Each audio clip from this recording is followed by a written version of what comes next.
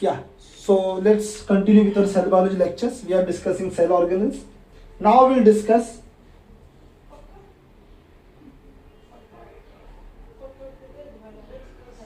mitochondria. We'll discuss mitochondria. Now, some points about mitochondria. Mitochondria is double membrane structure. Double membrane structure. Okay, it has two membranes. One is outer membrane and one is inner membrane. Okay, one is outer membrane and one is inner membrane. Okay, we'll discuss this outer membrane and inner membrane in a little bit more detail. Okay, so it said that the mitochondria is evolved from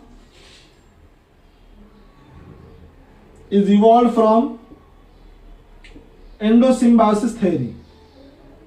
Endosymbiotic theory. Now, what is this endosymbiotic theory? Endosymbiotic theory is now long years ago. What happened is there was an eukaryotic cell.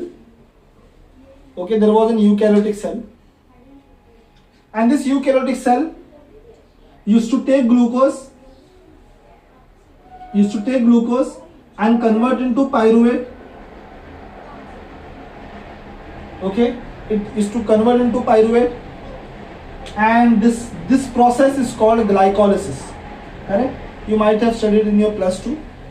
So when glucose is converted into pyruvate, don't worry if you even don't know the steps of glycolysis or you don't know what does glycolysis means. We will discuss that those biochemical pathways into the next semester. But just understand that glucose is converted to pyruvate. What is glucose? Glucose is 6 carbon compound. Let's say this is 6 carbon compound, and you are getting 3 carbon compound. 6 को अगर 2 में divide किया तो कितना होगा? 3. So this is pyruvate. Okay. So what is happening? You are splitting a glucose into 2 pyruvates. This is glycolysis. Okay. Glycolysis. So what you are doing in glycolysis? You are taking one glucose which is 6 carbon compound and you are converting into pyruvate, which happens in all our cells. So glucose is converted to pyruvate. In that process, you generate 2 ATP. You are taking 2 ADP we converting 2 ADP into 2 ATP. So the energy required, so the energy over here is very less. We are just getting 2 ATP. The eukaryotic cell was getting 2 ATP. On the other hand, there was a bacteria, okay, who was taking glucose. He was converting into pyruvate, and he was taking this pyruvate and converting into CO2 and H2O. You can understand ना?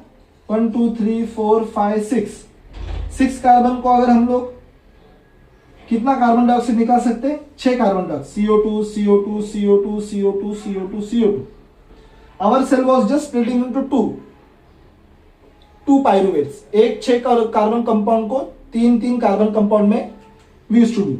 But this bacteria, what it is doing? It is taking a glucose, it is splitting out each and every carbon. So that's why he is taking glucose and converting into CO2 and H2O. Okay, and in this process, it is to get 32 ATP extra. Lot of energy, correct? The problem of this person is he used to not get glucose very frequently. Okay, and they form. So after some course of time, they all fused together. They engulfed. This bacteria was engulfed, and it stayed there. So what happens now? Now, when the cell takes glucose, he is converting into pyruvate. 2 pyruvate. He is getting 2 ATP. He is taking that pyruvate and converting into CO2 and H2O. This bacteria is taking this, and another 32 ATP we are getting. Okay. So what we have gained? We have gained lot of energy. We have got lot of ATPs now. So we have, and this guy also gets protection as well as he gets glucose he don't have to search and everything for glucose, he gets glucose very easily. Okay, so that is a kind of a evolutionary stuff we are talking about. We're talking about endosymbiosis theory. In this theory, both the organisms have some kind of benefit. Okay, this organism has a benefit and even this organism has a benefit. Okay, and this theory is called endosymbiosis theory. Okay,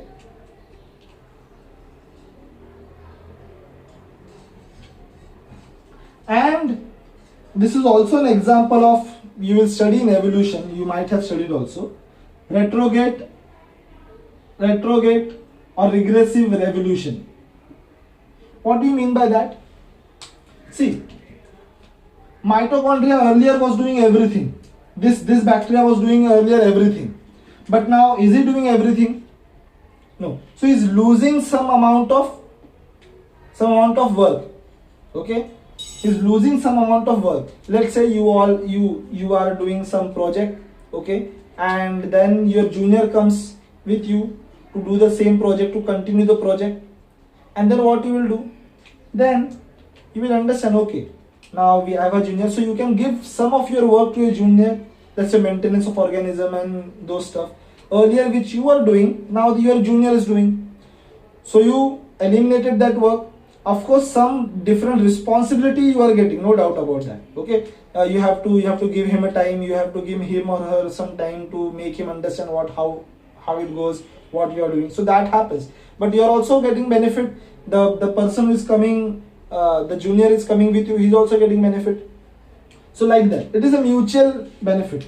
And in that, some of the work will leave, like maintenance now, or maintenance or some stuff of work my junior will do. Okay, so I will leave that work. So that is it's called regressive kind of evolution. Okay, we leave some of the stuff. Okay, so come back to mitochondria. Now you understood what is endosymbiosis theory. So if we talk about genome of mitochondria, genome of mitochondria is around, I guess, genome of mitochondria is around 200 to, I guess, 15 kb. Some organisms have 200 kb genome. For example, plants have lot of mitochondria, and plants mitochondria have huge genomes like 100 kb wala, and humans mitochondria have just 16 kb genome. Kb means kilobase pairs. Okay, now let's talk about the structure. How does the mitochondria looks? As I have told you, this is the outer membrane. This is the outer membrane of mitochondria. Okay, and then you have an inner membrane of mitochondria. The inner membrane is folded.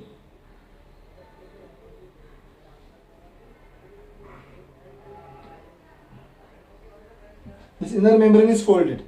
Okay. The outer membrane of mitochondria has this big channels. Okay, has this big channels.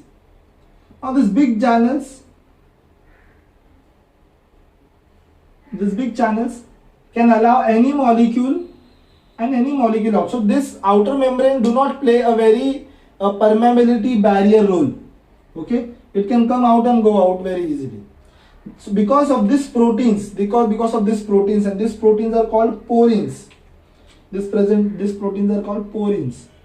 So these porins allow huge amount of solutes inside the mitochondria and outside the mitochondria. Okay, so whatever environment is here is very similar to what environment is here, because it's allowing most of the solutes inside. Okay, that's why this porin, this outer membrane doesn't play a major role in this mitochondria doesn't play a major role in permeability barrier. Okay, but if you talk about inside inner layer has high amount of proteins. Inner layer is very regulated and it plays a majority of permeability barrier work. Okay, this is, if you check the composition of inner membrane, okay, it is 70% protein and 30% lipid.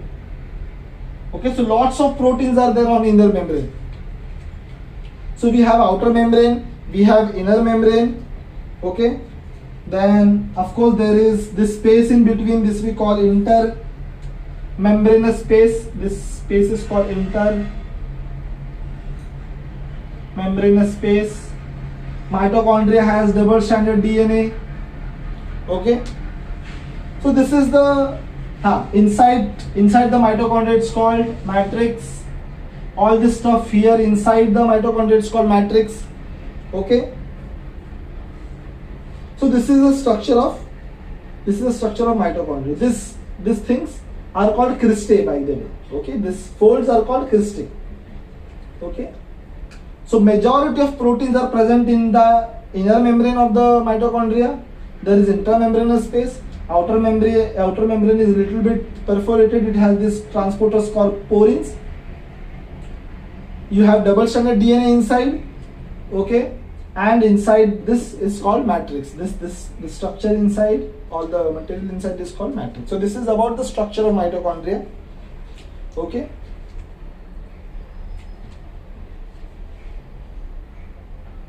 So let's understand what does each component of mitochondria does.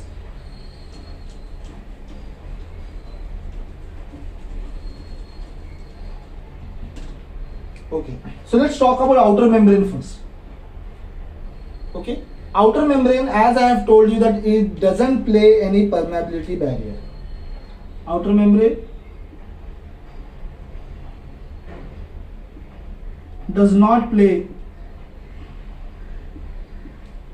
permeability barrier. Okay, it does not play permeability barrier.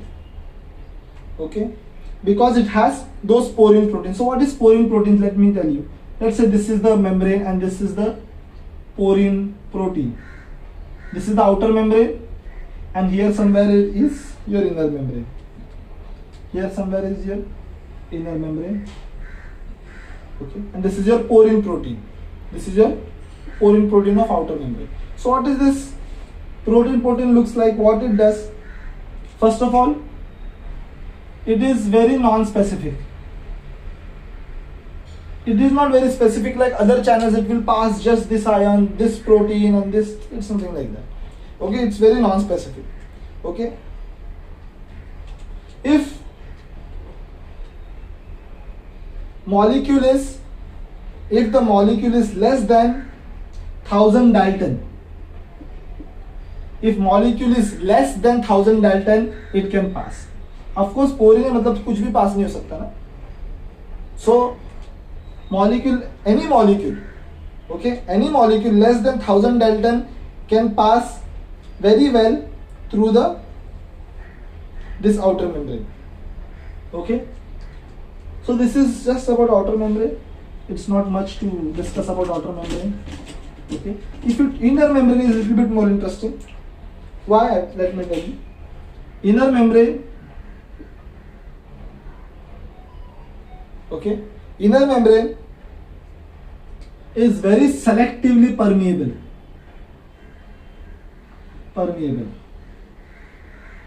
What I mean by that?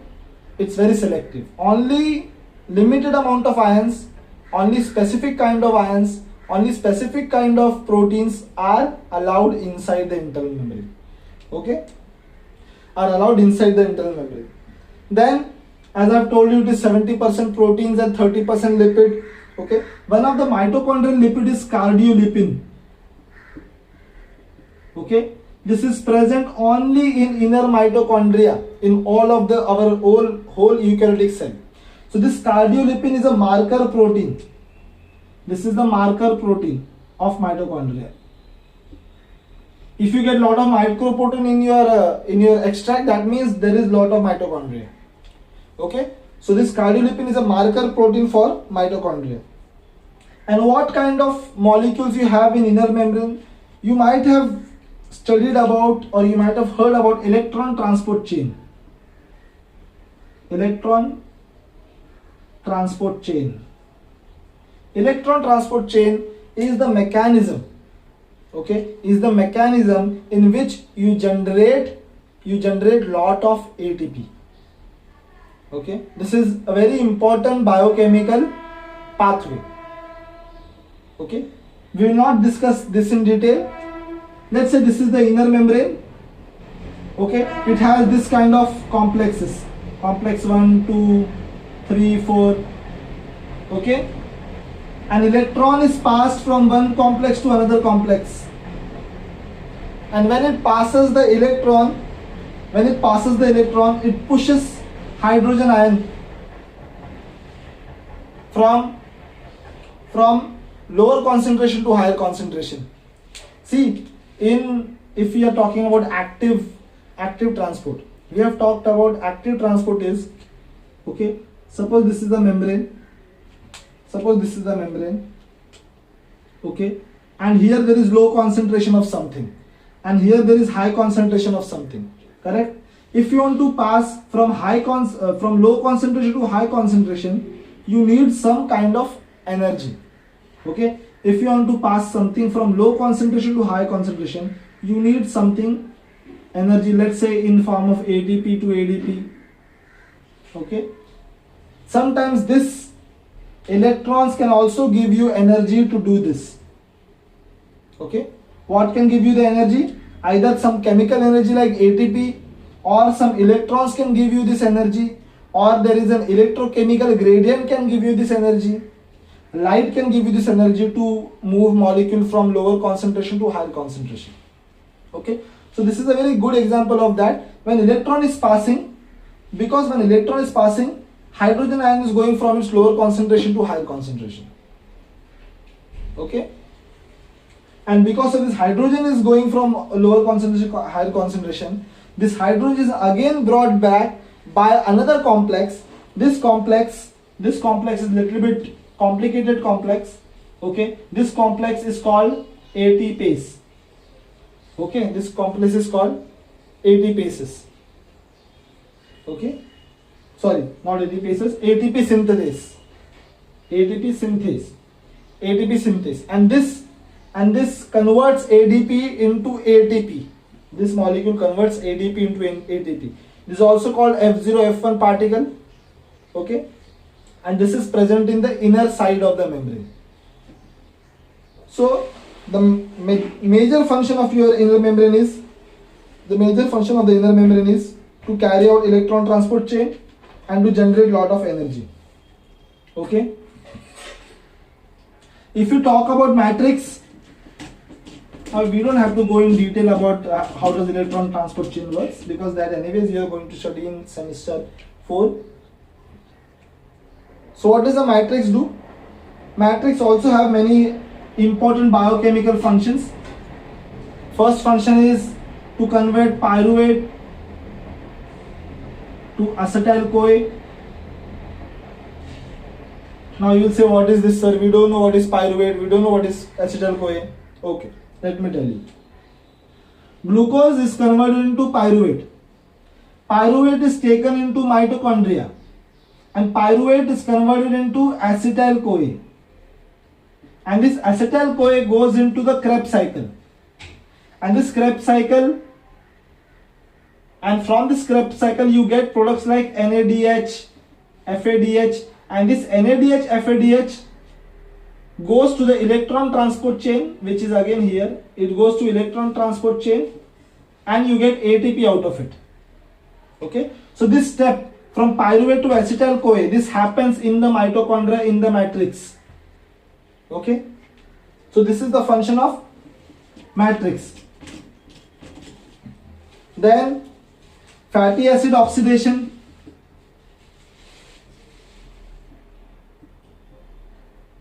We all know now that fatty acids, fats, what we have, fats, lipids are made from polyhydroxy alcohol and your fatty acids. This fatty acid can be oxidized, this fatty acid can be degraded, and you can get lot of ATP from them, and that process happens in mitochondria. Okay, that's why it is called fatty acid oxidation, or beta oxidation of fatty acids, to be very perfect. Beta oxidation of fatty acid happens in mitochondria, in matrix of mitochondria. So cycles like TCA cycle, you can also call it Krebs cycle. Okay, this cycle happens in mitochondria, which we have discussed just now. We will not go in detail because there is no need of having this biochemistry detail right now, but you just have to understand what is it. Okay, and then you have genome of mitochondria. Now genome of mitochondria is circular. It's like how bacterial genome is there, it's circular. Okay, if you talk about human genome, human mitochondrial genome size is 16 kb, to be very specific. It is 16 kb. Okay, and it encodes around 13 genes, 13 proteins. Okay, it has around 13 genes. Okay, if you talk about human mitochondria, if you talk about plant mitochondria, plant has 200 kb ka genome. Okay, if you talk about some another mitochondria, you will have some different genome, different amount of genome. So this is the some very interesting thing about mitochondria. Okay, so we'll see another cell organelle into the next lecture. Thank you.